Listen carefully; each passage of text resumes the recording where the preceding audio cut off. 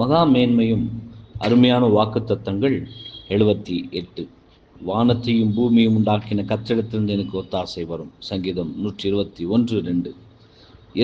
எல்லோரும் கடந்து போகும் மற்றும் உடன்படிக்கை பெற்றியானது ஆற்று படுக்கையிலே தரித்து நின்றது என்ற விஷயத்திலிருந்து ஒரு பொதுவான பாடம் கற்பிக்கப்படுகின்றது. இது அவர்களுடைய பிரயாணத்தின் பாதுகாப்பை குறித்ததான கர்த்தருடைய உத்திரவாதமாகும். சகல ஆவிக்குரிய இஸ்ரவேலருக்கான பாடமானது, உன் வழிகளில் எல்லாம் அவரை நினைத்துக்கொள், அப்பொழுது அவர் உன் பாதைகளை செவ்வைப்படுத்துவார் என்பதேயாகும். நீதிமொழிகள் 3:6. என்னை அல்லாமல் உங்களால் ஒன்றும் செய்யக்கூடாது. கர்த்தரிடத்திலிருந்து எனக்கு ஒத்தாசை வரும்.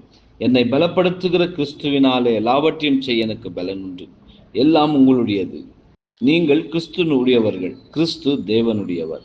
இந்த தெய்வீக வாக்கு தத்தங்களின் பலத்தினால் நாம் நாளுக்கு நாள் அதிகமாய் கர்த்தருடைய ஆசீர்வாதத்துக்குள் பிரவேசித்து கடந்து போனதும் தற்போதைய காலத்திலுள்ளதுமான அவருடைய வழிநடத்துதல்களை எதிர்காலத்தில் நமக்கு தைரியமும் மனோ வலிமையையும் இன்னும் நடத்துவார் என்ற அமைதலுடன் இருந்து அவருடைய சித்தத்திற்குள்ளாக மூழ்கி விடுங்கள் என்பதே.